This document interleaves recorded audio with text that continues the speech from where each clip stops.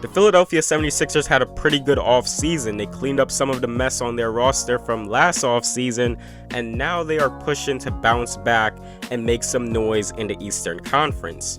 The 76ers had some front office changes. Doc Rivers is the new head coach for this team, and they brought in Daryl Morey to be the president of basketball operations. The 76ers are led by two guys who people desperately want to see traded in Ben Simmons and Joel Embiid. This team with those two guys, I believe, can challenge for a championship. But Ben Simmons has to take that next step in his development. There has been questions if he has that killer instinct, and the dude needs to shoot the ball more. But nonetheless, him and Embiid are the main guys for the 76ers. In the draft, they were active. They got a steal in Tyrese Maxey, who is looked to be a potential two-way point guard that can create with the ball, gives effort on the defensive end, and also has potential as an overall scorer. Maxey has the potential to really grow with this team, and he boosts this team's point guard depth, an area where the 76ers needed to improve on other than a Shake Milton. But the 76ers have a lot of defensive weapons, and Tyrese adds to that. They traded Josh Richardson and their 36th pick in the draft for Seth Curry. Seth was a need for this team. The 76ers need more shooting, and the Mavs need more defense. So this was one of those win-win trades where really no one really lost. Seth Curry was the Mavericks' best three-point shooter and is a great catch-and-shoot shooter. He can also at times create his own offense and be a ball handler for the 76ers. Curry should thrive with the 76ers because of Ben Simmons, and Simmons does a great job finding cutters and shooters that are open. So Curry should be shooting lights out in Philly and replace that role of a JJ Redick. The team also drafted shooting guard Isaiah Joe with the 49th pick and forward Paul Reed with the 58th pick. I really don't expect to see these guys have heavy minutes, as they will be project development pieces on two-way contracts.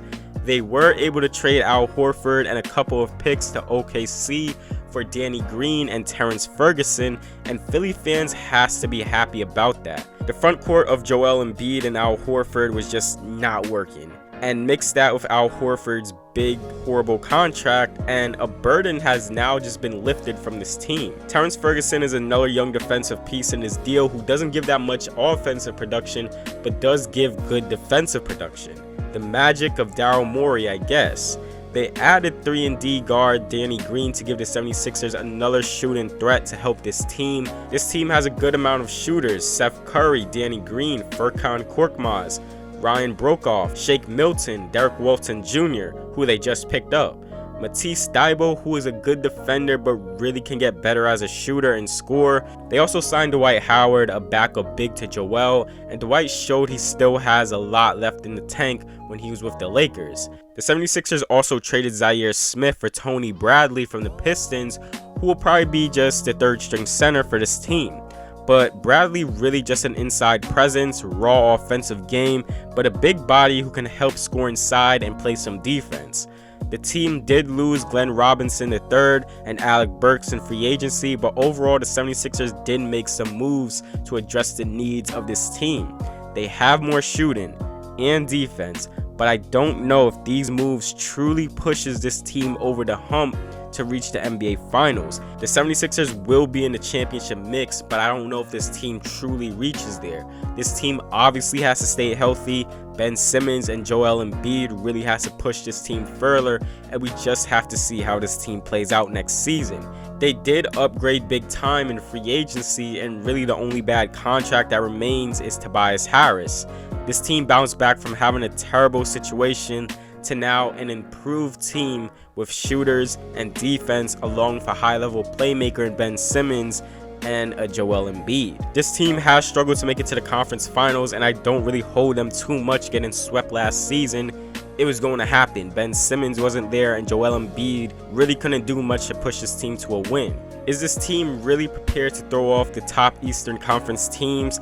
They were close to a conference finals in 2019, but a lucky shot beating them, and that was with Jimmy Butler there. The Boston Celtics in the past 3 years eliminated the 76ers twice. Can the 76ers compete with the Celtics? The Brooklyn Nets now, if they are healthy, a new-look Milwaukee Bucks team, or can they even compete with a motivated Miami Heat team? These are questions that the 76ers have. They do have pieces and they do have stars around that could push them to a conference finals at least. But we would have to see how this team truly meshes out during the season.